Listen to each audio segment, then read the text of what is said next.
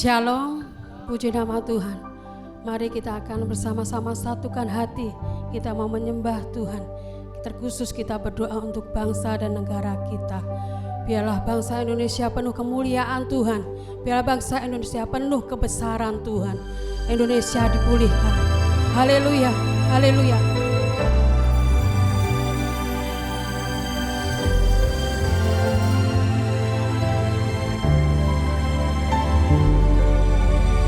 Syukur untuk setiap rencanamu dan rancanganmu yang mulia.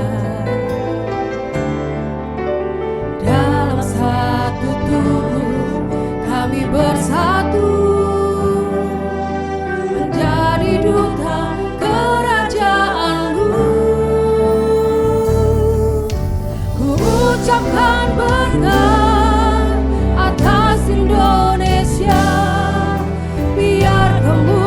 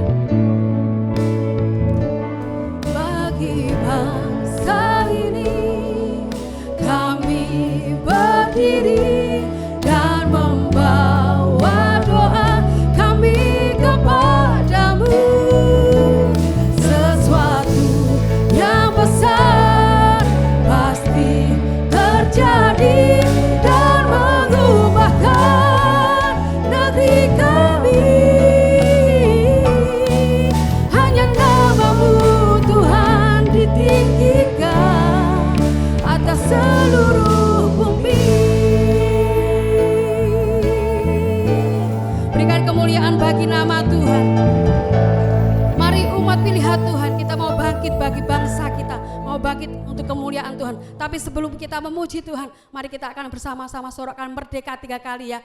Dengan serentak 1, 2, 3. Merdeka, merdeka, merdeka. Haleluya, biar nama Tuhan dimuliakan.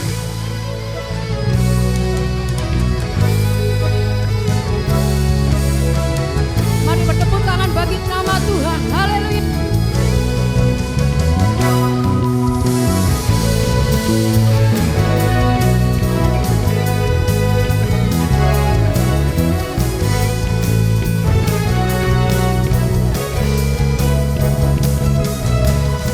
Mari kita semua umat pilihan Allah, dengarlah panggilannya untuk menggenapi firman-Nya.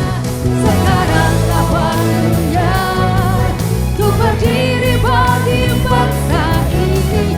Mari maju umat pemenang. Mari kita semua, mari kita semua umat pilihan Allah, dengarlah panggilannya untuk menggenapi firman-Nya. Sekaranglah waktunya untuk berdiri bagi bangsa ini. Mari maju umat pemenang. Bukan bagi nyatakan kemuliaannya, bukan bagi nyatakan kebesarannya, sampai setiap lutut berteru, semua lidah mengaku Yesus Kristus dialah Tuhan, Raja segala raja. Dialah Raja.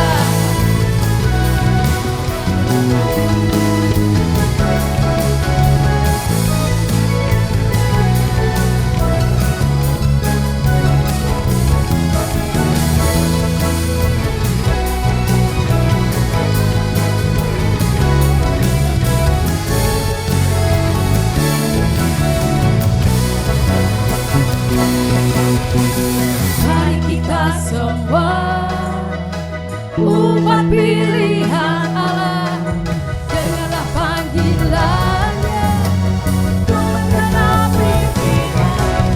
Sekaranglah waktunya untuk berdiri bagi bangsa ini. Mari maju umat pemenang. Bukan bagi nyatakan kemuliaannya, bukan bagi nyatakan kebesarannya, sampai setiap lutut berteru, semua lidah mengaku Yesus Kristus dialah Tuhan, Raja segala raja.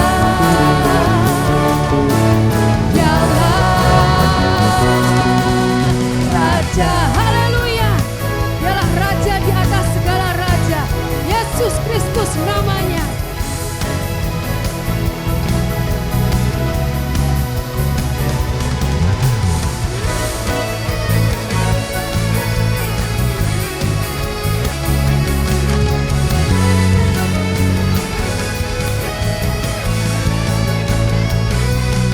Bukan bagi nyatakan kemuliaannya, bukan bagi nyatakan kebesarannya, sampai setiap lutut bertelut, semua lidah mengaku Yesus Kristus dialah Tuhan, Raja segala raja.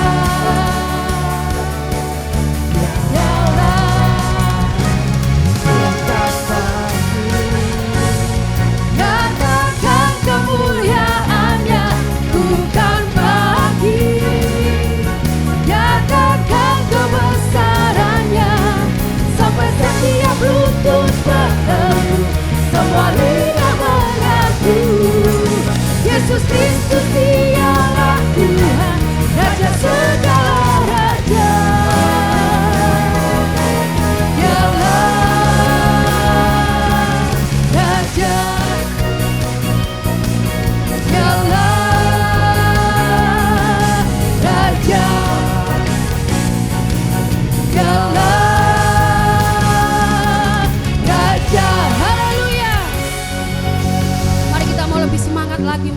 Tuhan.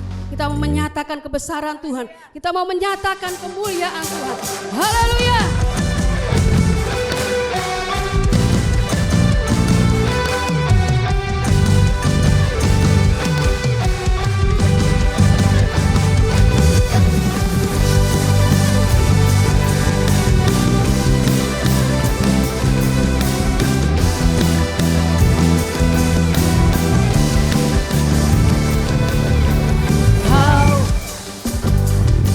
Memanggilku untuk menjadi alat kerajaan-Mu.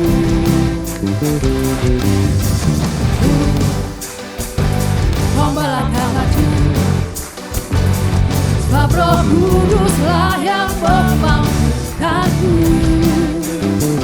Ku mau beritakan sampai seluruh dunia tahu, Yesuslah Tuhan atas segala bangsa. Pakailah Tuhan seluruh kehidupanku untuk ceritakan kebesaran-Mu, perbuatan-Mu. Bagi-Mu Tuhan segenap masa mudaku sampai akhir nafas hidupku. Kan setia beritakan nama-Mu Yesus.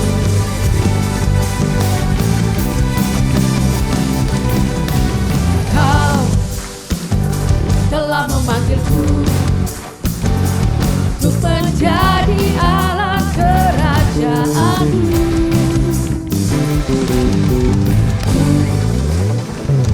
Mau melangkah maju,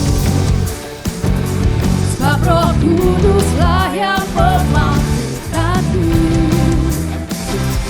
Mau beritakan sampai seluruh dunia tahu, Yesuslah Tuhan atas segala bangsa.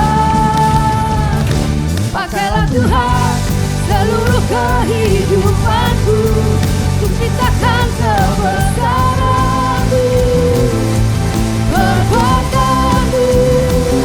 Bagi-Mu Tuhan segenap masa mudaku sampai akhir nafas hidupku.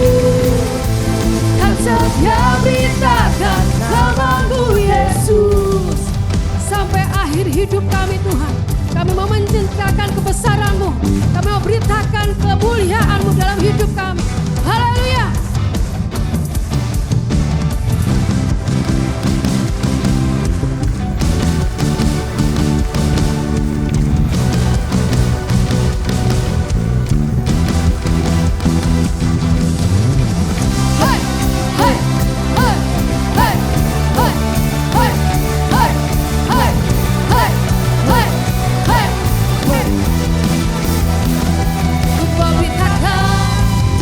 Seluruh dunia tahu, Yesuslah Tuhan atas segala bangsa. Ku mau beritakan sampai seluruh dunia tahu, Yesuslah Tuhan atas segala bangsa. Pakailah Tuhan seluruh kehidupanku untuk ceritakan kebesaran-Mu, perbuatan-Mu. Bagi-Mu Tuhan segenap masa mudaku sampai akhir nafas hidupku. Kan setia beritakan nama-Mu Yesus. Kan setia beritakan nama-Mu Yesus. Haleluya.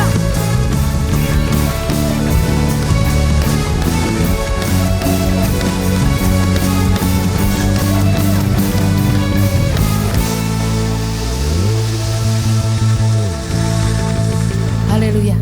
Jemaat dipersilakan duduk, paduan suara Deborah akan memuji Tuhan.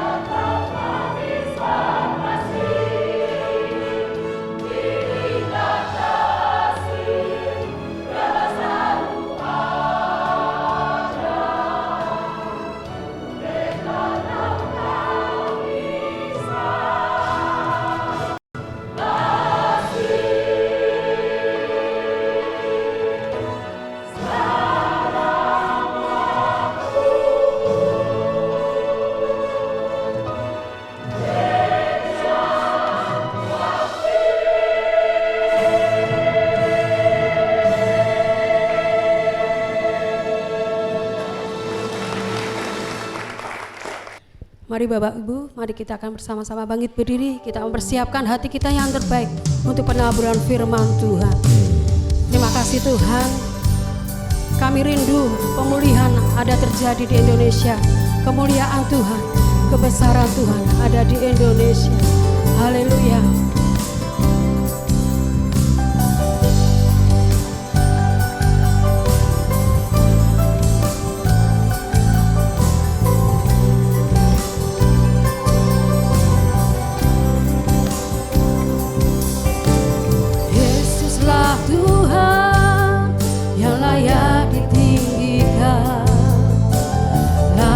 Disembah oleh suku-suku bangsa. Dengan darah-Mu Kau telah tebus bangsaku.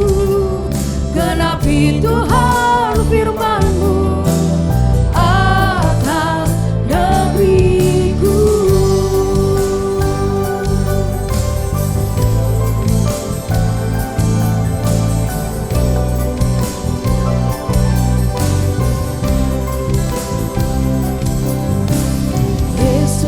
Tuhan yang layak ditinggikan, layak disembah oleh suku-suku bangsa. Dengan darah-Mu Kau telah tebus bangsaku. Genapi Tuhan firman-Mu atas negeriku. Hatiku rindu melihat kemuliaan-Mu. Hatiku rindu melihat curahan kuasa-Mu di tanah tercinta, negeriku Indonesia. Ku berdoa Indonesia, penuh kemuliaan-Mu Indonesia, bagi kemuliaan-Mu ya Allahku. Nyatakan kemuliaan-Mu ya Allahku. Nyatakan curahan kuasa-Mu di tanah tercinta, negeriku Indonesia. Ku berdoa Indonesia, penuh kemuliaan-Mu Indonesia, bagi kemuliaan-Mu. Saya Tuhan kekuatan saudara, katakan amin. Yang percaya Tuhan sukacita dalam hidup saudara, katakan haleluya. Terima kasih Bapa, kami boleh memuji memuliakan nama-Mu. Sekarang kami akan dengarkan sebagian kebenaran firman. Firman yang benih, yang sangat berguna ini. Kami siapkan tanah hati kami sebagai tanah hati yang baik, supaya setiap benih yang ditaburkan tidak berlalu begitu saja. Kalau ada roh-roh yang tidak baik ingin mengganggu, satukan hati kami katakan bersama dengan iman. Di dalam nama Tuhan Yesus Kristus, pergi dari hati kami. Terima kasih, segala puji syukur kami naikkan. Dalam nama Tuhan Yesus Kristus kami berdoa dan mengucap syukur. Semua yang diberkati Tuhan mengakhiri dengan Shalom. Jika saudara dalam keadaan tubuh yang sehat, ada semangat dari Tuhan, karena ini juga bulan kemerdekaan kita. Katakan haleluya dengan suara yang yakin. 2, 3. Sekaligus selamat yang beribadah melalui YouTube GKJ Family atau televisi First Media. Tuhan Yesus memberkati. Saudara pasti pernah membaca ya ayatnya ini, tetapi saudara tidak sadar bahwa antara Roma 12 dan 1 Korintus 12 itu sama-sama membicarakan spiritual gifts, karunia-karunia rohani, tetapi dalam teori yang berbeda. Dalam teori yang berbeda. Selama ini gereja Tuhan, saya di tempat ini banyak beberapa kali membahas hanya dari 1 Korintus 12. Betul ya? Ada berapa karunia roh saudara? 9. Saudara masih ingat itu? Ada berapa karunia roh 1 Korintus 12? Ya. Berapa yang sebelah sini?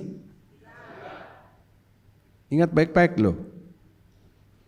Nah, sekarang kita akan melihat dari Roma 12. Buka Alkitab saudara, dengarkan pembacaan Roma 12 ayat 6 sampai 8. Demikianlah kita mempunyai karunia yang berlain-lainan menurut kasih karunia yang dianugerahkan kepada kita. Ya, demikianlah kita memiliki karunia yang berlain-lainan sesuai dengan apa? Yang dianugerahkan kepada Ya, kita. baca, yang tukang baca yang jawab saya. Sesuai dengan yang dianugerahkan. Oke, terus. Jika karunia itu adalah untuk bernubuat, baiklah kita melakukannya sesuai dengan iman kita. Jika karunia untuk melayani, baiklah kita melayani. Jika karunia untuk mengajar, baiklah kita mengajar. Jika karunia untuk menasehati, baiklah kita menasehati. Siapa yang membagi-bagikan sesuatu, hendaklah ia melakukannya dengan hati yang ikhlas. Siapa yang memberi pimpinan, hendaklah ia melakukannya dengan rajin. Siapa yang menunjukkan kemurahan, hendaklah ia melakukannya dengan sukacita. Amin. Ya. Ternyata di dalam Roma 12 ayat 6 itu ada juga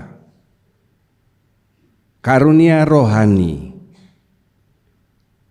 bernubuat, melayani, mengajar, menasehati, memberi, memimpin, dan kemurahan hati. Sekarang buka Alkitab saudara dari 1 Korintus 12 ayat 8 sampai 10. Sebab kepada yang seorang Roh memberikan karunia untuk berkata-kata dengan hikmat. Roh memberikan, Roh Kudus yang memberikan. Ini juga merupakan karunia rohani. Karena roh kan? Ya, terus. Dan kepada yang lain, Roh yang sama memberikan karunia berkata-kata dengan pengetahuan. Kepada yang seorang, Roh yang sama memberikan iman, dan kepada yang lain, ia memberikan karunia untuk menyembuhkan. Kepada yang seorang, Roh memberikan kuasa untuk mengadakan mujizat, dan kepada yang lain, ia memberikan karunia untuk bernubuat, dan kepada yang lain lagi, ia memberikan karunia untuk membedakan bermacam-macam roh. Kepada yang seorang, ia memberikan karunia untuk berkata-kata dengan bahasa roh, dan kepada yang lain, ia memberikan karunia untuk menafsirkan bahasa roh itu. Amin. Ya. Tanda awal seseorang yang dipenuhi Roh Kudus sesuai Kisah Rasul 2, dia berkata-kata dalam bahasa roh atau bahasa lain, ya. Bahasa ini bisa glosolalia atau senolalia. Saya tidak ulang-ulang lagi ya. Nah, saudara lihat. Kalau saudara dipenuhi Roh Kudus, tanda awal saudara dapat karunia ini. Perhatikan bahwa yang sebelah kanan 1 sampai 9, Satu itu berguna untuk saudara sendiri dan tidak berguna untuk orang lain. 8 berguna untuk orang lain dan tidak berguna untuk saudara. Kalau tidak punya yang nomor 8 ini, yang 8 yang lain itu tidak mungkin bisa ada dalam hidup saudara. Kemudian 1 sampai 8 yang di sini ini tidak bersifat menetap. Kalau yang ini bersifat menetap.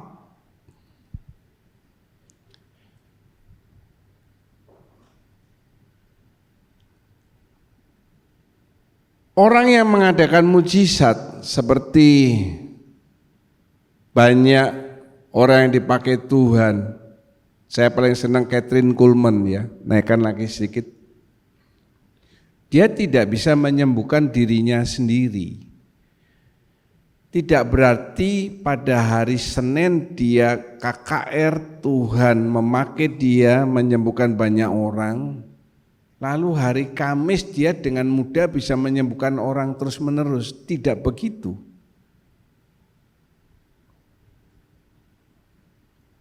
Iman ini seperti Sadrah, Mesah, Abednego dimasukkan ke dalam dapur api. Kalau Allah yang aku sembah tidak menolong aku tidak akan menyangkal. Itu iman.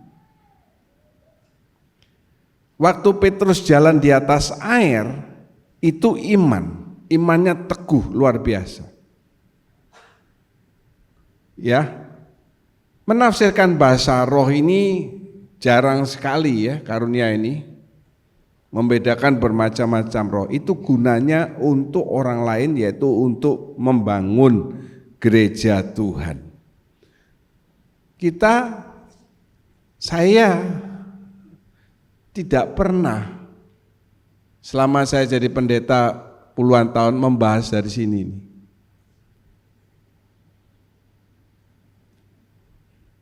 Jadi waktu Bu Rosa WA saya setengah 12 malam di pesawat mau berangkat ke Penang, saya enggak bisa tidur, saudara.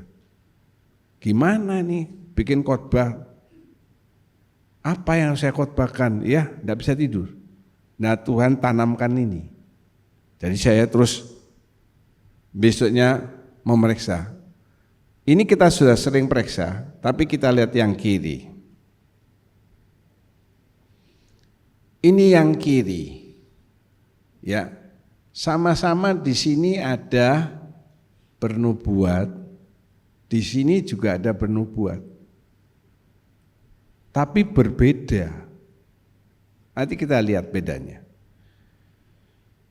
Nanti sudah bisa lihat di YouTube minggu depan keluarnya. Ya, ini yang Roma, ini yang 1 Korintus 12. Oke. Waktu lahir saudara, Tuhan ini memberikan karunia secara alamiah. Mari semua berkata, Tuhan sudah memberikan saya karunia secara alamiah. 2, 3.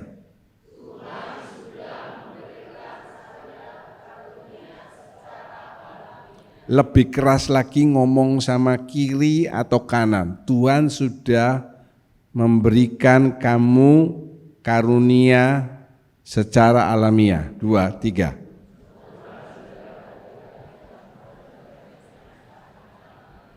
Ya, semoga sebelah saudara ngasih tahu, sebab ini hal yang penting, ini teori dasarnya, bahwa setiap dari kita punya karunia rohani secara alamiah, bukan karena berdoa dalam bahasa roh, dipenuhi oleh Roh Kudus, tidak.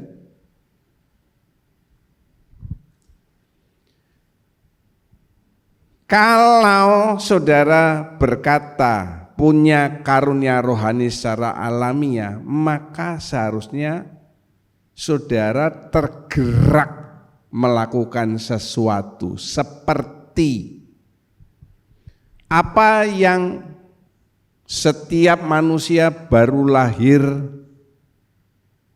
memiliki secara alamiah banyak. Misalnya mulut, bayi lahir ada mulut, dia pasti ngomong. Tangan itu alamiah, ya, goyang. Kaki goyang. Kalau tangannya ada tapi enggak goyang, lah something wrong.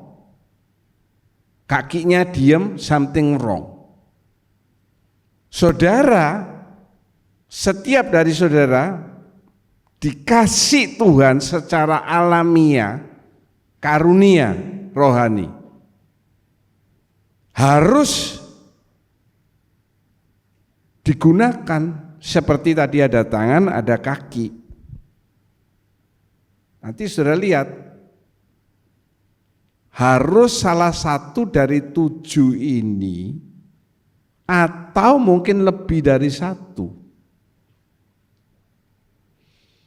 Karunia rohani yang Tuhan kasih secara alamiah, saudara lihat sekarang yang kiri. Harus salah satu dari ini atau lebih dari 1. Ini jangan dipikirin, ini biasanya saya khotbahkan kalau dalam rangka Pentakosta. Ini kalau saudara gunakan di dalam tubuh Kristus, ya, gereja Kristus Japan skala yang kecil, gereja-gereja yang lebih besar, itu hasilnya luar biasa. Haleluya, haleluya. Kasih contoh ya. Sendok sama garpu, menurut saudara, mana yang lebih penting? Saya akan bertanya. Yang menjawab sendok lebih penting, coba angkat tangan saudara. Angkat tangan dulu. Oke. Yang bilang garpu lebih penting, angkat tangan. Hanya sedikit. Yang atas ada yang garpu? Tidak ada. Mulai nanti siang jangan makan pakai. Tadi ada yang jawab pakai apa itu? Pakai sotil. Mulai nanti siang jangan makan pakai apa? Garpu. Karena saudara bilang yang lebih penting sendok. Garpunya kalau mau saudara ambil, dia tidak mau diambil, dia ngambul. Karena saudara menjawab dia tidak penting. Lah, saya mau tanya, kalau saudara makan spaghetti atau mie pakai sendok, apa yang terjadi? Jebret mulut saudara. Ya?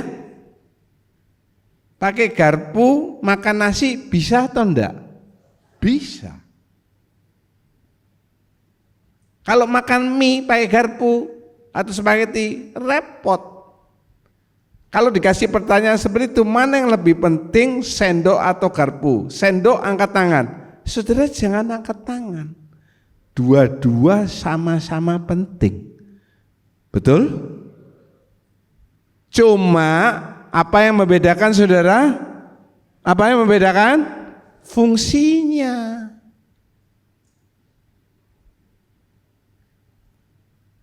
Tidak bisa orang di gereja ngomong, Gede Suryadi ngomong, kalau saya tidak ada, gereja ini tidak bisa nyanyi, Pak John tidak bisa khotbah, karena tidak ada LCD yang jalan. Betulkah demikian? Tidak. Saudara bisa menyanyi, tiada terukur besar kasih setiamu Tuhan, la la la la la la la la, karena sudah lupa lagunya. Bisa. Saya masih bisa khotbah meskipun tidak ada ini, saudara hanya mendengarkan penjelasan saya. Tidak ada satupun yang paling menonjol. Tetapi kalau tidak ada bagian LCD, hasilnya tidak luar biasa. Kalau tidak ada yang main drum, ada masalah dengan musik kita? Tidak. Tangan saudara itu yang ngemat itu seperti deg deg deg snare drumnya. Tapi kalau ada, lebih bagus lagi, hasilnya luar biasa. Kalau saudara tidak menggunakan 7 ini, gereja Tuhan di tempat ini tidak akan pernah bisa maju-maju. Kenapa? Kesalahan saudara. Jangan menyalahkan Tuhan. Tuhan sudah kasih, kita yang tidak mau pakai. Makanya saya katakan semua karunia rohani ini harus dikobarkan. Ayo kita baca bersama-sama yang keras, 2 Timotius 1 ayat 6a. 2, 3. Karena itulah kuperingatkan engkau untuk mengobarkan karunia Allah yang ada padamu. Amin. Ayat ini tidak usah dijelaskan. Ini sudah tersurat dengan jelas, bukan tersirat. Kuperingatkan, dikasih tahu, diperingati. Karena apa? Karena banyak yang lupa. Karunia Allah yang ada padamu ini kobarkan. Ini karunia Allah yang mana? Yang Roma tadi itu loh.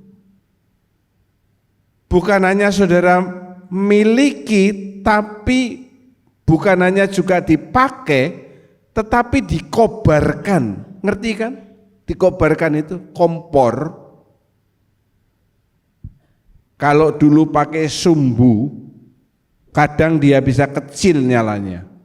Nah, kita utik-utik gimana sumbunya, mungkin nyangkut apa supaya besar. Apakah kompor gas juga bisa kecil? Bisa.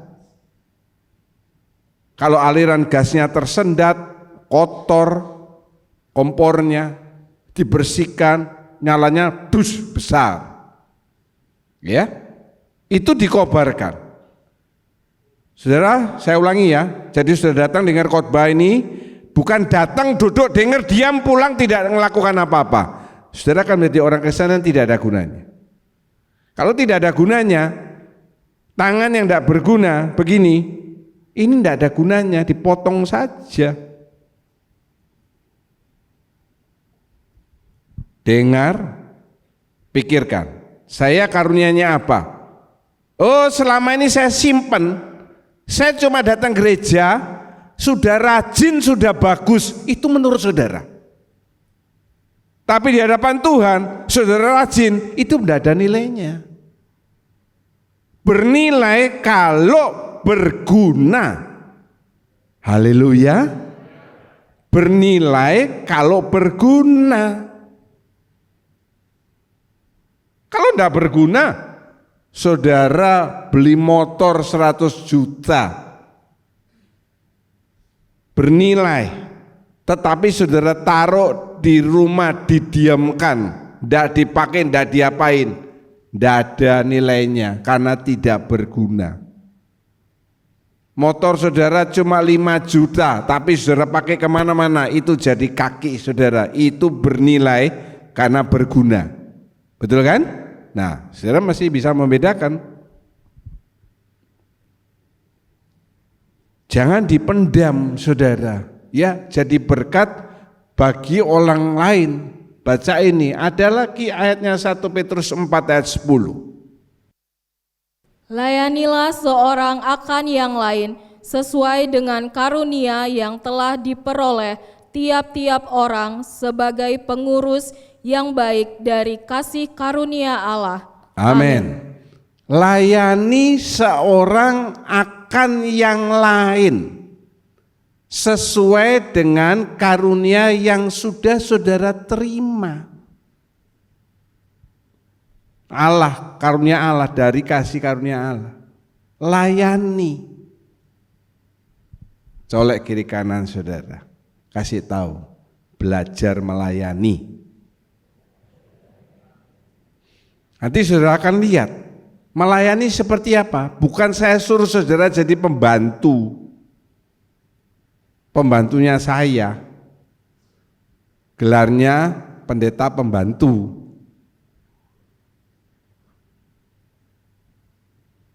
Tapi melayani dalam bentuk apa? Nanti kita lihat. Jangan dipendam. Gini loh saudara ya. Saya ini lapar. Datang ke rumahnya Pak Putra.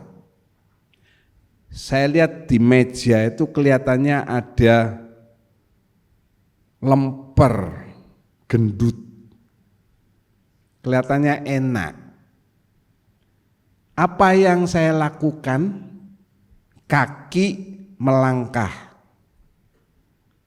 tangan ngambil, buka, mata melihat, kaki melangkah, tangan ambil, yang ngunyah apa saudara? Jangan mata, mulut ngunyah. Nah ini dijawab. Yang kenyang apa? Tiku, asih sana tolong nyalain satu yang tengah. Perut yang kenyang. Nggak bisa, mata itu komplain. Loh aku yang ngeliat kok perut yang kenyang, wetenge sing kenyang. Nggak bisa kaki komplain. Kalau aku nggak jalan, nggak akan kemakan itu lemper. Tangan juga ngomong, meskipun mata dan kaki sudah berfungsi, lempernya ndak aku buka, ndak bisa. Mulut ngomong, silakan ribut. Kalau mulutnya diem, ndak mau buka, gigini sakit atau maaf ompong, kenyul gitu, ndak akan kenyang. Ndak bisa saudara ini yang sudah punya karunia Allah, karunia rohani dari Allah, saling menonjolkan diri, ndak bisa. Nanti kalau perut itu kenyang, maka dia akan mendistribusikan energi yang diperoleh dari lemper kemana? Ke seluruh tubuh. Seperti saudara makan, bukan berarti kalau perutmu kenyang habis makan, lalu perut sendiri yang menikmati. Tidak. Dia mendistribusikan ke otak, ke mata, ke tangan, ke kaki, sehingga saudara sehat. Gereja Kristus Jawaban juga seperti itu. Kalau saudara dikasih sama Tuhan sebagai tangan, kaki, mata atau mulut, tetapi tidak berfungsi, maka gereja Tuhan tidak bisa maju-maju. Katakan amin kalau saudara setuju.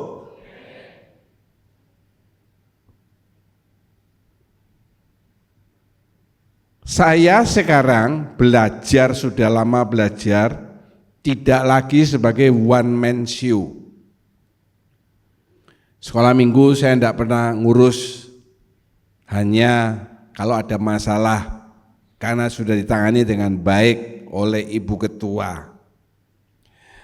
Saya dengar paduan suara, sekarang saya tidak banyak turun untuk membantu melatih, karena saya dengar pimpinan paduan suara sudah ada kemajuan. Tepuk tangan dulu untuk Pak Daniel. Jadi kalau tidak maju Pak Daniel yang harus tepuk tangan untuk semua orang di tempat ini. Menangani saudara, saya tidak banyak turun karena sudah ada LCC yang baik hati. Kalau saudara merasa LCC-mu baik, katakan haleluya. Ada yang keras karena LCC-nya di sebelahnya saudara. Musik, saya cuma denger-denger saja, WL Singer, nadanya kurang tinggi, ketukannya kurang tepat ya. Saya enggak bisa. Sabtu saya main drum, main bass, Minggu pimpin pujian, lalu khotbah, 2 kali kebaktian, matilah saya yang sudah tua ini. Enggak bisa. Kolektor saya sendiri dari bawah sampai atas ambruk. Bisa juga. Sekali waktu saya akan yang jalankan kolektan. Di depan saudara saya bilang, biru atau merah. Masukkannya boleh dikul-kul, masukkan ini. Nah, biru atau merah. Oh iya loh, minggu lalu dapat lagi kolekta 2.000 robek-robek. Saudara kalau enggak bawa uang, cuma bawa 2.000 itu aja, jangan ngasih kolektor. Daripada saudara menghina Tuhan. Tolek kiri kan, kasih tahu, aku tahu orangnya.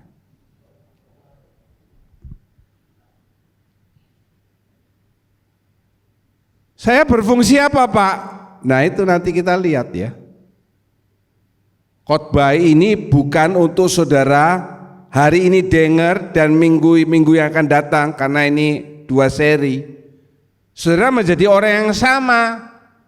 Datang ke gereja, datang, rajin, tapi tidak ada tindakan apa-apa.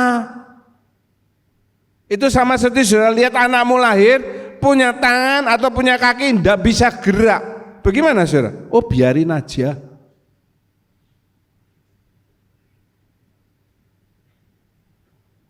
Saya sangat percaya kalau saudara mendengar dan melakukan, 50% saja yang ada di tempat ini melakukan, gereja ini akan bergerak luar biasa. 50% saja, jangan semua.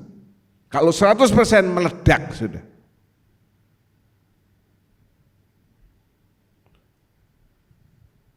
Ini lebih kejam lagi kalimatnya. Mari kita baca bersama yang keras. 2, 3.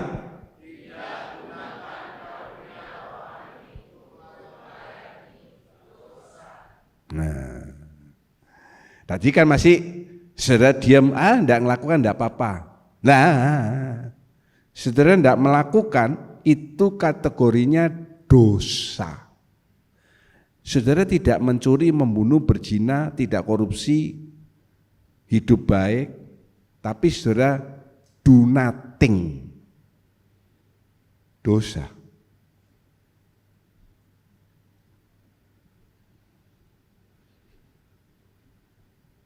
The Parable of the Talents, Matius 25, 14, 30.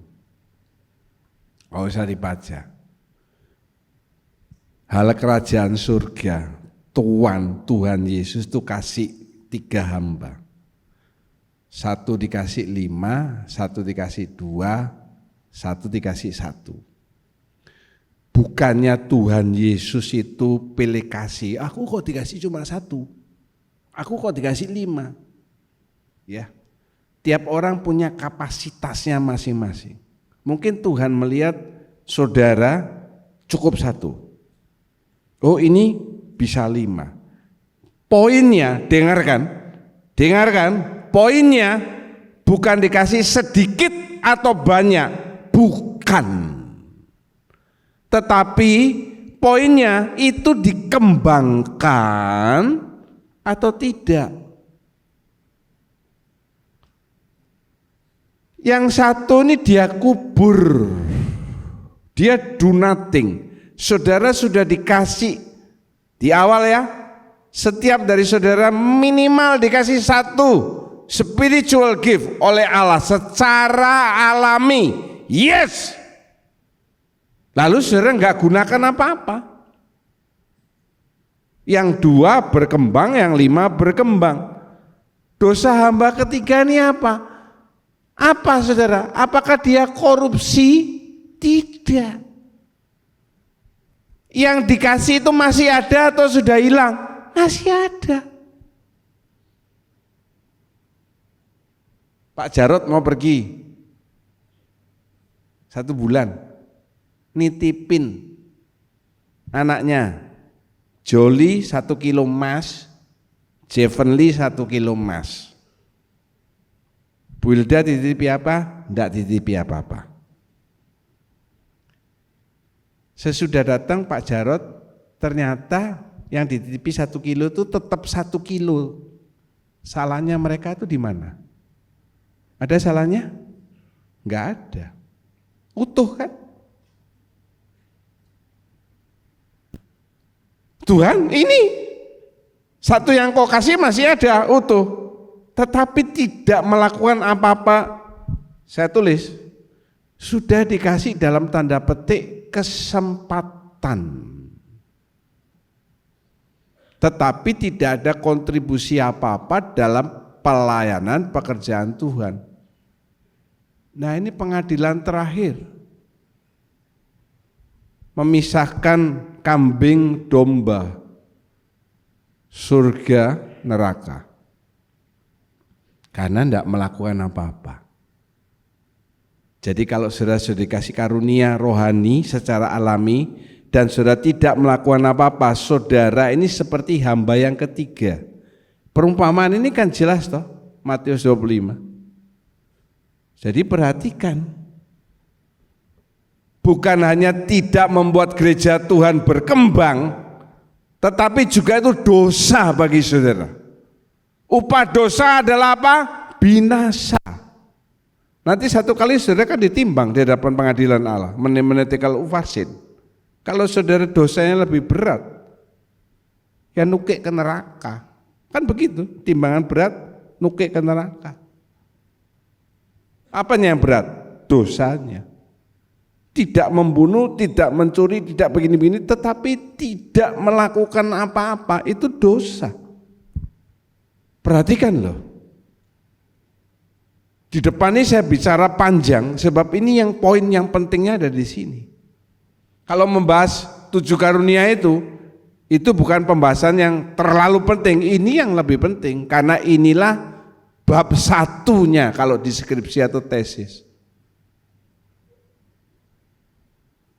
Saudara mengatakan bahwa saudara sudah dipenuhi oleh Roh Kudus.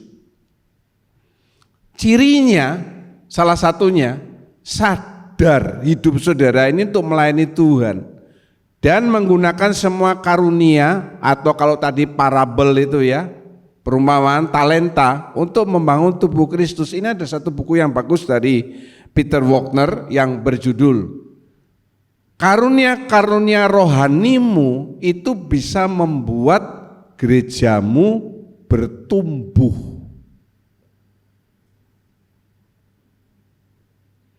Contoh ya, untuk sementara pelayanan rumah singgah itu sudah berhenti sementara karena di rumah singgah sudah tidak ada orang Kristennya. Jadi pelayanannya kita hentikan sementara. Kita melayani di rumah singgah yang sakit dari luar pulau itu kan ada orang Kristennya, tidak bisa ke gereja karena mereka sakit atau tidak ada kendaraan, tetapi ada yang bisa dibawa ke gereja oleh Charles David kalau mereka bisa, tapi sekarang tidak ada orang Kristennya, jadi kita berhenti. Pelayanan bedeng. Kalau saya bikin khotbah, saya khotbah pelayanan bedeng, nanti khotbah saya tentang seri apa saudara? Bedeng. Di bedeng ini ada yang membantu. Ya, yang nyetir mobil Daniel Pratama. Istrinya ada Niko dan istrinya, Robi dan istrinya, itu saja, ya. Nah, yang khotbah tidak selalu khotbah itu harus Bu Vivi, tidak. Niko khotbah, siapa? Pak Robi khotbah. Nanti yang lain mungkin, ya, Bu Komang, kolektor, enggak ada kolektor. Itu saling membantu. Ada saudara nyumbang lewat sosial, itu kita pakai beli kue atau makanan. Nah itu namanya melayani. Ya, di Kersel juga. Jangan saudara di Kersel hanya jadi orang yang senang dilayani, tidak pernah bawa jajan. Di Kersel itu saya sudah membuat aturan, bukan LCC yang tugas bikin bawa jajan, digilir. Kalau misalnya anggota Kerselnya ada 8, digilir. Nah tolong deh kalau pas giliran saudara, jangan pura-pura enggak datang. Colek yang keras, kasih tahu, ingat baik-baik itu. Enggak perlu saudara juga adu gengsi. Minggu ini yang pertama ya bawa lemper, yang ini bawa pastel, yang ini bawa pastel tutup, yang ini bawa tutupnya makanan. Wah ini makin lama makin hebat. Akhirnya ini bawa makanan, tidak begitu saudara. Tidak boleh bawa makanan tiap minggu di Kersel, saya sudah kasih aturan itu. Karena itu dulu pernah jadi kasus, membebani sebagian orang. Nanti ini ulang tahun bawa makanan, isinya ulang tahun makanan, anaknya ulang tahun makanan, anjingnya, kucingnya ulang tahun makanan, monyetnya ulang tahun makanan, tidak begitu. Kalau saudara ulang tahun tidak bawa makanan, itu enggak dosa, tidak ada di Alkitab. Kalau ulang tahun bawa makanan, itu kalau ada baru kesalahan dosa, tidak usah. Kalau membawa boleh, enggak juga enggak apa-apa. Yang penting saudara datang, haleluya. Jangan pas giliran saudara enggak datang. Lalu semuanya saudara minta dilayani. Contohnya, kalau membawa kue itu kan pasti ada lebihnya ya. Kalau saya itu enggak begitu saudara. Kalau saya anggota Kersel saya 10, saya bawa 10 kue aja. Kalau yang enggak datang lebihnya gimana? Ya saya makan sendiri. Saudara pesan sama LCC, pokoknya setiap kali kalau ada yang kue yang lebih, bungkusin buat saya ya. Tidak begitu saudara, colek lagi yang lebih keras, jangan begitu.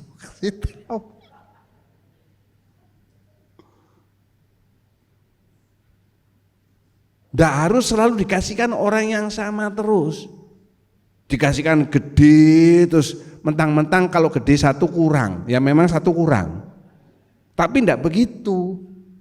Kadang gede mungkin dia tidak makan, dia korban, tidak usah untuk yang lain saja. Wih, itu contoh yang gampang, ya. Lalu melayani. Ini kok tidak ada yang bisa main musik ya di gereja, di Kersel. Nah, saudara belajar. Sekarang tuh sangat mudah belajar. Program-program di HP, lagu apa bisa keluar. Saudara bisa tanya dulu sama nanti sama LC-nya, siapa yang nanti mimpin pujian? Oh si A, tanya sama si A lagunya apa? Oh lagunya terlalu sulit, diganti dong. Nah waktu intercessor bulan lalu itu sudah mulai gabung dengan LC secara bergantian. Itu ada satu LC yang main gitar, dia main gitar saya di bawah sakit perut saudara. Nggak tahu nadanya kemana, nyanyinya kemana, saya sakit perut di bawah. Bisa tanya sama yang mimpin, lagunya apa, dibuka di HP, oh lagunya ini bisa tahu. Saling melayani. Katakan haleluya kalau saudara setuju. Lebih keras lagi. Untuk apa? Membangun tubuh Kristus. Jadi kalau ke Kersel itu happy. Ya bukan happy karena mikir nanti saya dapat lebih kue atau makanannya, bukan begitu. Jangan kalau saudara sakit terus saudara diperhatikan. Kalau orang lain sakit saudara tidak mau besuk. Jangan begitu juga. Satu Kersel ini harus berat sama dipikul, ringan sama siapa bilang dijinjing. Poin berikutnya, gimana caranya mengenali karunia saya? Ini juga ada buku yang bagus ya. Maximizing your spiritual gift, recognizing and walking in the spiritual gifts God has put in you. Memaksimalkan Karuniakan rohanimu, mengenali, ya, mengenali dan berjalan di dalam karuniakan rohani yang Tuhan sudah taruh dalam hidup saudara. Bagaimana cara mengenali? Nah, ini khotbah ini kan menjawab semua pertanyaan saudara. Pak John bilang, setiap dari saya, dari kita, minimal dikasih satu karunia rohani alamiah. Ya, caranya tahu dari mana? 1 sampai 7 itu. Jadi saudara tidak bisa pura-pura pimpin bu. Aku tidak tahu apa karunia rohani saya. Ini tak jawab. Ayo kita baca supaya saudara mantep. 2, 3.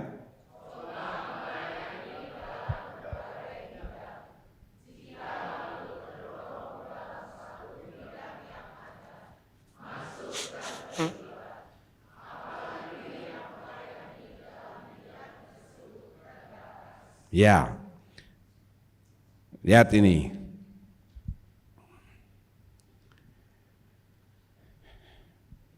Kalau di sekolah teologi itu ya, yang S1, ada sekolah teologi yang kalau setiap minggu mahasiswanya ini harus cari gereja di mana dia pelayanan di sana. Kami para leaders yang ikut Hagai, saya ikut Hagai 1 bulan di Singapura. Saya enggak dapat yang di Hawaii, saya dapat yang di Singapura. Setiap hari Minggu harus ke gereja untuk ambil bagian dalam pelayanan, seperti itu. Nah, ini ada satu mahasiswa teologi dari Papua. Dia datang ke gereja, bantu pelayanan. Dia senang sama anak-anak dia. Terus dia masuk membantu di sekolah minggu. Waktu bagi kelas, dia masuk ke kelas itu, kelas kecil, anak-anaknya nangis semua. Kenapa saudara? Maaf, yang pertama hitam, yang kedua jelek, yang ketiga hanya kelihatan giginya. Jadi anak-anak yang kecil itu nangis semua. Nggak cocok. Karunianya dia bukan di sana, jangan dipaksain. Apalagi kalau lalu dia pindah ke bidang multimedia dan dia jadi berkat di sana. Karena yang melayani di bidang itu terbatas. Saya ini beberapa kali tanpa menyebutkan nama gerejanya ya, datang ke gereja-gereja yang jauh lebih kecil dari gereja kita dan saya ambil kesimpulan kelemahan gereja-gereja itu banyak di bidang multimedia dan musik. Nah, multimedia kebaktiannya jam 8, yang multimedia ini baru datang jam 8 kurang 5. Lalu dia tergopo-gopo, multimedianya pakai laptop ya, pasang laptop, kabel ini nyalain itu pakai LCD ya, dia enggak bisa nyalain. Lalu saya membantu, saya bilang, kabel powernya belum ditancap, nyalain gini. Jadi ini sudah mulai nyanyi, LCD-nya belum nyala-nyala. Kalau LCD itu nyala, itu enggak bisa langsung kayak Videotron, itu mesti pelan-pelan, baru terang. Lalu terus dia baru masukin lagunya.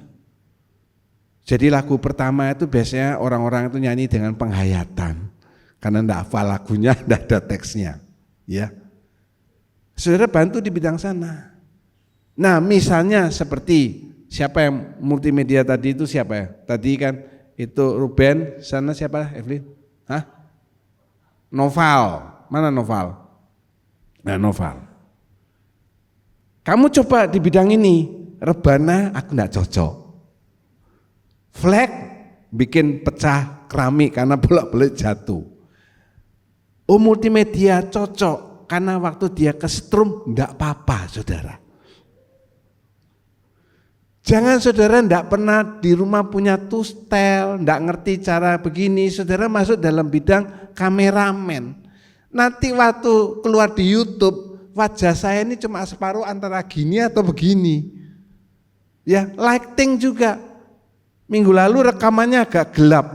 Enggak tahu kenapa kalau saya lihat di YouTube. Nah, itu berarti saudara mesti peka. Oh, kurang terang. Lah saudara mesti lihat hasilnya, outputnya dilihat. Bagus nggak saya tadi waktu jadi WL? Bagus nggak saya tadi waktu main musik? Bagus nggak tadi waktu saya paduan suara? Yang lain nyanyi di mana yang saudara mulutnya lain? Yang lain haleluya kan katanya saudara, puji Tuhan kan mulutnya.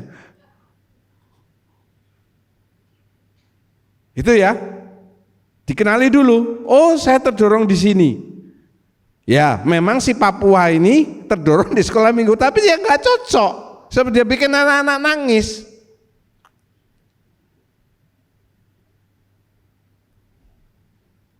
Yang kedua, cari yang sesuai dengan passion saudara, gairah, apa passionnya,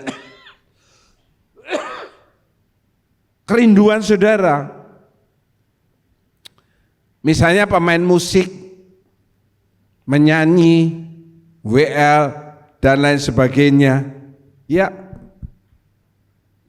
jangan menjadi beban. Sekarang pemain musik itu, misalnya ya, hari ini yang tadi WL, Pak Anton, Bu Ermin, dan Bu Mevi, itu seminggu sebelumnya, ya hari Senin atau Selasa, Pak Hendra tuh kirim musiknya, dia sudah bikin di sini. Nah yang 3 orang ini Pak Hendra pernah ngomong sama saya, dipelajari. Oh kelihatannya ini saya terlalu tinggi, saya kalau nyanyi kecekek. Oh ini saya kelihatannya terlalu rendah. Ambil suara yang sesuai dengan saudara. Jangan yang terlalu rendah sesuai pesan saya. Jangan suka banyak modulasi. Pemain musik juga mendengarkan, dipelajari. Oh ini temponya di sini. Oh ya. Kemarin saya melihat, iseng-iseng lihat-lihat, saya lihat YouTube macam-macam ya. Ini ada satu pemain bass terkenal di Indonesia namanya Bani, tiba-tiba dia ditelepon langsung oleh Ari Lasso. Ari Lasso mengadakan show di Kediri. Dia disuruh main. Oh dia ini pemain profesional. Dia bilang apa? Saya kaget. Karena pemain bassnya grupnya Ari Lasso ini mertuanya mati. Jadi dia diminta. Dia ini pemain profesional, hebat mainnya. Ya. Dia bilang apa? Saya kaget denger itu. Langsung saya tanya sama Bang Ari, minta lagu-lagunya dong. Dia pelajari, saudara. Ternyata terakhir waktu sudah selesai orang-orang masih tepuk tangan, ayo Ari, terus dia keluar lagi Ari Lasso. Kan biasa seperti itu kalau siu. Tiba-tiba Ari ini keluar minta satu lagu albumnya dia yang terbaru. Dia itu nggak pernah main lagu itu. Wih, dia langsung deg di panggung, terus dia tanya sama pemain drumnya, gimana beatnya, oh di situ, di mana nanti yang ada variasinya? Dia tanya, lah itu loh, kalau WL Singer musik, paduan suara di tempat ini seperti begitu, saya percaya setiap kali saudara nampil, Tuhan sudah duduk paling depan di tempat ini. Haleluya. Haleluya. Kalau gereja ini tidak ada roh Tuhan yang hadir, percuma saudara datang ke gereja, percuma saya khotbah, percuma saudara nyanyi, karena tidak ada roh Tuhan. Ini seperti gedung gereja, tidak beda dengan gedung biskup. Yang membedakan apa? Sama gedungnya, AC-nya sama, dinginnya sama, kursinya enak. Ada roh Tuhan atau tidak? Haleluya. Haleluya. Iya, saudara juga berfungsi. Kan saya sudah khotbahkan meninggikan Tuhan dengan sorak-sorai, dengan bertepuk tangan, itu digunakan. Itu jangan jadi beban. Ya, aku jadi WL lagi. Tidak begitu. Saya melihat WL yang punya kesungguhan itu. Kalau sudah saya mimpin lagu dari atas di bawah, suaranya serak. Ya, karena dia sungguh-sungguh main musik juga. Yang bisa main gitar di tempat ini, saya tahu ada banyak. Tapi belum tentu cocok main di sana. Pak Anton juga bisa main, Pak Bail bisa main. Tapi enggak saya suruh main di sana. Kan di sana itu harus lebih profesional. Ingat ya, sesuai passion saudara. Kalau saudara di tempat ini Saya enggak tahu ya, saudara pinter main gitar, drum, saudara mau melayani, ngomong ke LCC atau ke saya, Pak, saya mau melayani dalam bidang gendang. Belum ada gendang di tempat ini. Saya mukul gendang itu enggak bunyi loh saudara. Betul. Saya nyoba waktu di ulang tahunnya seseorang dari anggota kita, ya tidak hadir hari ini. Saya nyoba pukul gendangnya, enggak bisa pung pung pung. Itu ada tekniknya. Kalau ada pemain gendang di sini, siapa tahu nanti Pak Jarod bisa main gendang. Wih, jadi luar biasa musik kita. Ada lagu dangdutnya dung dung tak tak dung dung.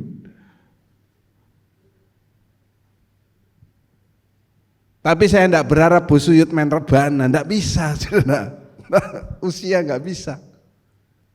Lalu ada orang yang berkata bahwa dia diberkati dengan pelayanan saudara. Saya mau ketawa, saya masih ingat ya. Dulu waktu saya masih kuliah MA di Lawang, Malang, saya undang salah satu teman baik saya untuk khotbah di sini. Wah, dia khotbah, lalu dia doakan orang, ya. Saya masih junior waktu itu, baru tidak sampai setahun lah jadi pendeta. Di bawah dia tanya sama saya, gimana John? Tadi khotbah saya gimana? Hebat ya, luar biasa. Gimana tadi saya doakan orang? Gimana? Ya, ini juga WL turun tanya. Gimana tadi waktu saya mimpin? Suaranya bagus kan ya? Iya, iya. Orang itu jawab, bagus sih. Tapi lebih bagus lagi kalau kamu enggak nyanyi. Enggak ngerti? Lewat ya. Lewat sudah. Yang pertama, karunia bernubuat. Der aja mikir, apa ya tadi omongnya Pak John ya? Derta ini saudara, tanggal 21 bulan ini akan melepaskan statusnya dia sebagai duda. Kok duda? Perjaka, ya. Tepuk tangan dulu untuk Derta. Ya, weh. Der, banyak yang belum tahu sama kamu berdiri tuh, Der. Berdiri, Der. Loh, banyak yang enggak tahu itu. Isa Kanton enggak tahu, lihat sih kanan ya. Ya, ini. Berat ideal 70 kilo, ya. Minggu depan enggak ketemu karena dia harus ke Jakarta, lalu ke Labuan Batu. Itu tempat kampung istrinya. Di mana Labuan Batu itu? Di tempat yang banyak batunya. Medan masih naik lagi bis berapa jam, Der? 12 jam. Dari Medan naik bis 12 jam ke Labuan Batu. Itu kalau saya cari di peta enggak ada, saudara. Dia akan menikah. Nanti akhir bulan datang dia sudah bawa istrinya, ya. Jadi cewek-cewek janda-janda jangan noleh lagi sama Derta. Haleluya. Selamat ya Derta ya. Salam untuk keluarga istrimu. Jangan lupa pesan saya soal ulos itu.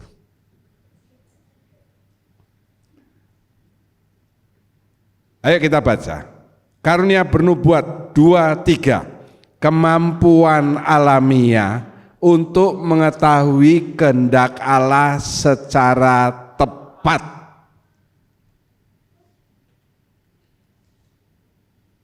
Ini ya.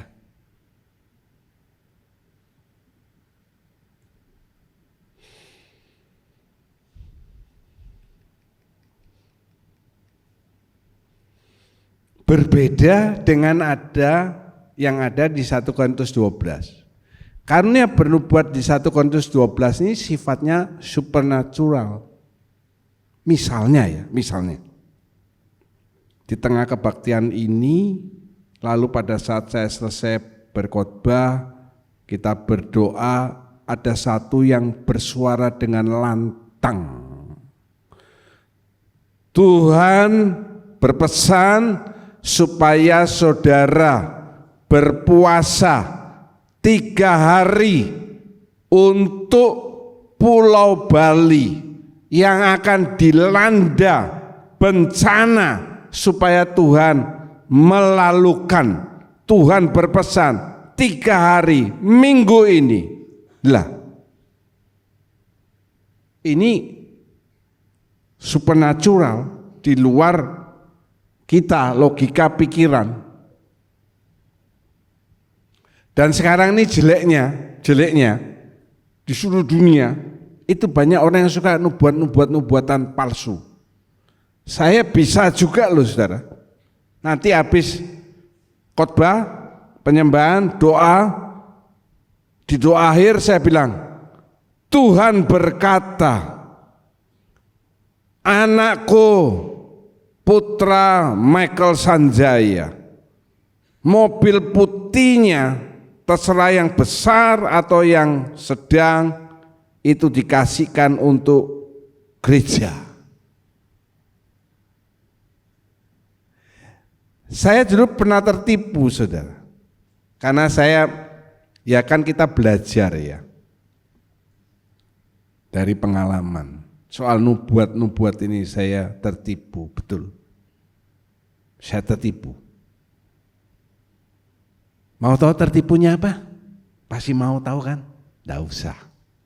Kalau mau tahu, ajak saya secara private. Kita ngomong-ngomong sambil makan, nanti saya cerita. Kalau saya ingat. Saya bisa nubuat seperti itu. Tapi nantilah 1 Korintus 12 ini penjelasannya panjang.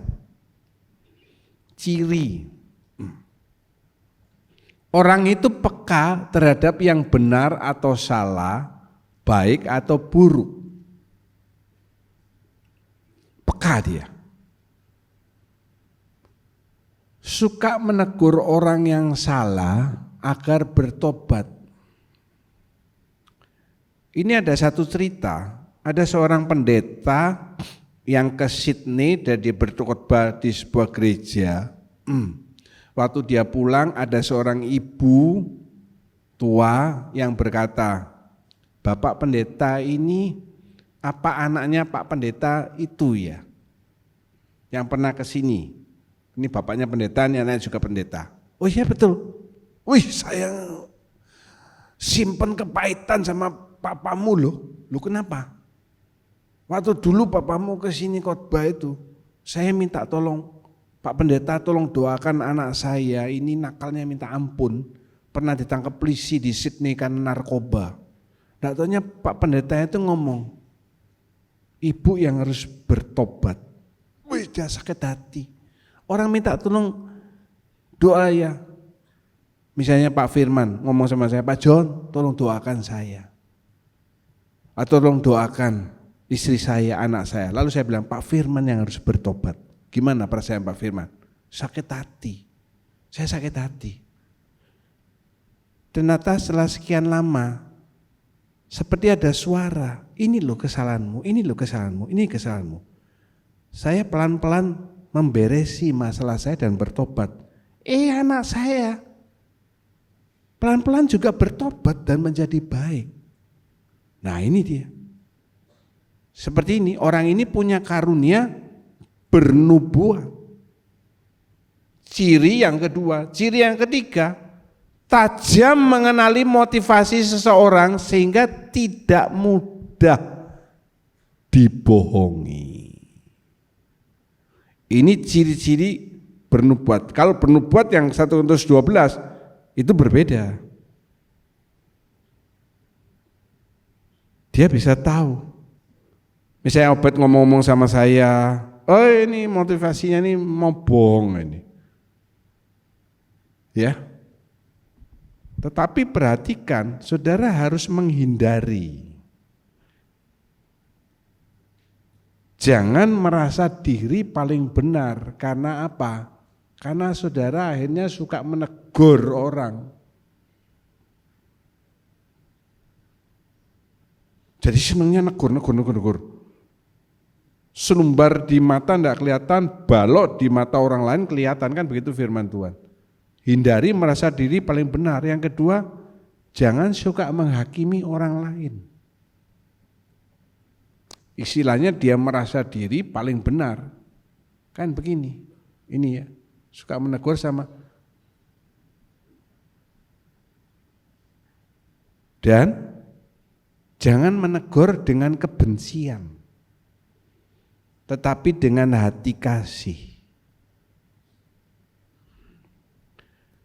Saudara tolong tulis di catatan saudara yang mencatat.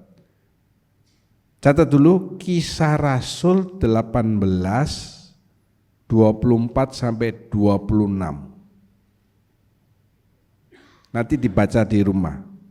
Siapa tahu keluar di kuis. Tapi minggu ini bahan kuisnya Selah Hamalekot ya. Kisah 18, 24 sampai 26.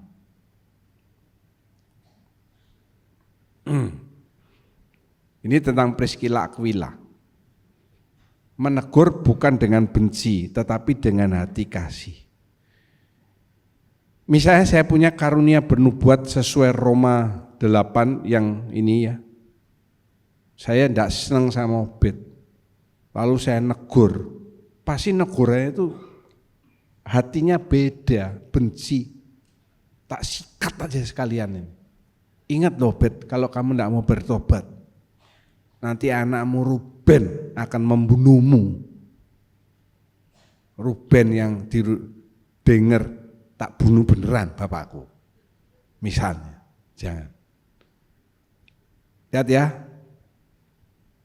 mungkin ada di antara saudara yang tidak sadar.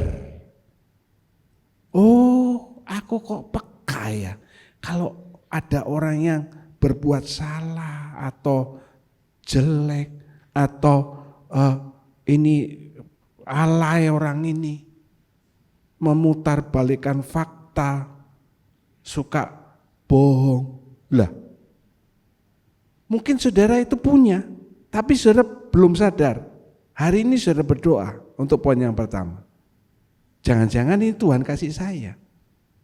Oke Tuhan, tetapkan ini karunia yang Tuhan berikan kepada saya secara alami. Yang ketiga ini bukan berarti melihat semua orang ini bohong. Enggak.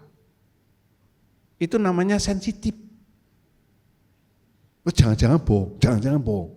Lah kamu sendiri yang bohong berarti. Saudara berdoa sama Tuhan, jangan-jangan saudara punya ini. Kalau misalnya Bu Elis suka negur Pak Alek, itu bukan. Bukan karunia bernubuat, itu karunia kebencian. Karena uang belanjanya kurang, misalnya. Ya, nah ini kontranya, hindari ini. Jangan merasa diri paling benar, jangan suka menghakimi orang lain. Nah, jangan-jangan ini bohong, jangan-jangan ini bohong, itulah menghakimi. Saudara. Dan negur tapi dengan hati kasih. Kalau yang poin yang ketiga tuh saya yang paling sering diomongin sama orang. Pak John tuh keras, disiplin dan sebagainya. Tapi kalau saudara boleh melihat hati saya waktu menegur seseorang, saya tidak ingin dia jatuh, tapi saya ingin dia itu tambah baik. Menegur dengan hati kasih. Yang tadi ngomong haleluya di sini nanti tak ajak makan. Bareng sama Evelyn yang bayar. Ya, Pak Pohok saya ajak makan. Tapi memang diajak makan dia. Hati kasih, saya bukan benci sama saudara, tidak. Saya mau saudara, ayo drumnya kurang, gitarnya gini. Nah, bukan berarti saya ini benci, jadi jangan ada kesan. Pak John orangnya keras, disiplin, penuh kebencian. Nanti saya tidak dapat hadiah apa-apaan longso, saudara. Haleluya. Puji Tuhan, Tuhan Yesus memberkati. Ya Tuhanku, aku hendak bernyanyi bagimu selama ku hidup. Ya Allahku, aku hendak bermazmur bagimu selagi ku ada ya Tuhanku, ya Tuhanku, aku hendak bernyanyi bagimu selama ku hidup. Ya Allahku, aku hendak bermazmur bagimu selagi ku ada. Inilah yang ku renungkan setiap waktu, nyanyian. Ayo angkat suara saudara.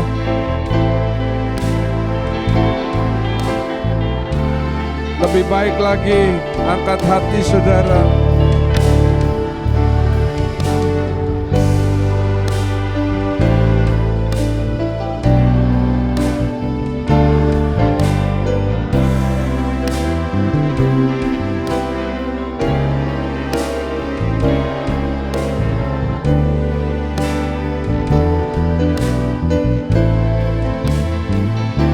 Saya rindu saudara mengangkat kedua tangan. Inilah yang ku renungkan setiap waktu, nyanyian pujian dan pengagungan kepadamu. Biarlah manis kau dengar, Tuhan, manis kau dengar, Tuhan, dan hatiku dan hatiku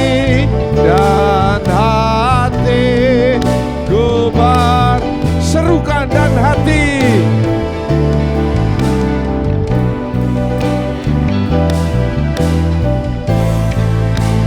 Karenamu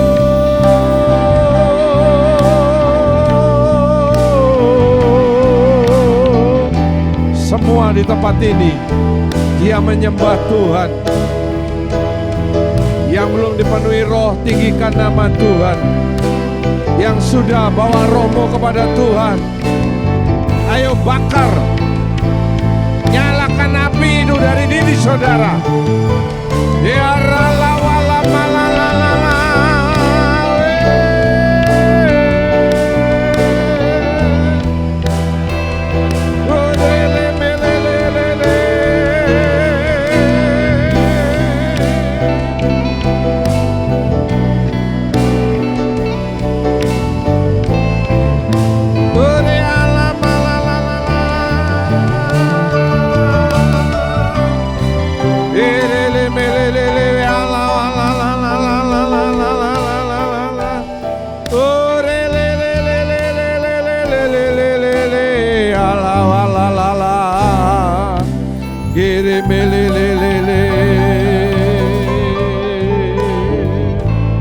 Haleluya.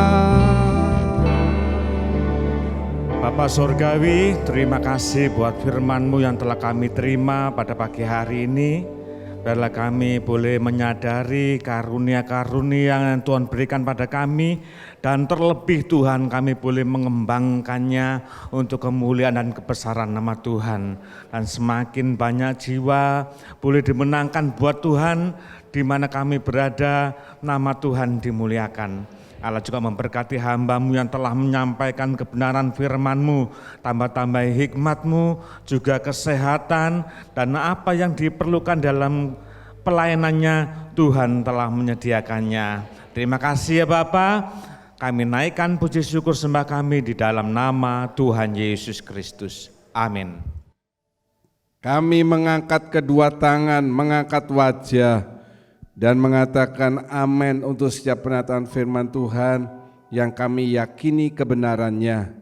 Kami percaya saat ini tingkap-tingkap surga sedang terbuka, di mana Engkau memandang kami dengan wajah kasih-Mu untuk mencurahkan berkat-berkat yang kami butuhkan dalam kehidupan ini. Bapa memberkati persembahan yang sudah diberikan oleh anak-anak-Mu. Setiap pelayan kemah suci hari ini Tuhan berikan anugerah supaya mereka boleh mempertajam diri mereka untuk melayani pekerjaan Tuhan. Tangan-tangan memberikan persembahan kudus dalam minggu ini. Tuhan memberkati mereka sesuai janji firman Tuhan. Mereka membuat perjanjian garam dengan Engkau. Engkau pasti akan menepati dalam kehidupan mereka. Terima kasih Bapa, kami berdoa untuk rekan-rekan kami yang saat ini ada dalam masalah sakit penyakit yang berat sekalipun, Tuhan sanggup menolong mereka. Bersatu hati juga kami mendoakan hamba-Mu Rosa Huta Galung yang juga menderita kelemahan tubuh di Penang. Tuhan jamah hidupnya. Terima kasih pada akhirnya saudara yang kekasih, Tuhan memberkati engkau, Tuhan melindungi engkau, Tuhan menyinari engkau dengan wajah-Nya, Tuhan memberi engkau kasih karunia, dan Tuhan sedang menghadapkan wajah-Nya kepadamu untuk mencurahkan damai sejahtera. Segala puji dan syukur kami naikkan di dalam nama Tuhan Yesus Kristus. Kami berdoa dan mengucap syukur. Haleluya. Kami terima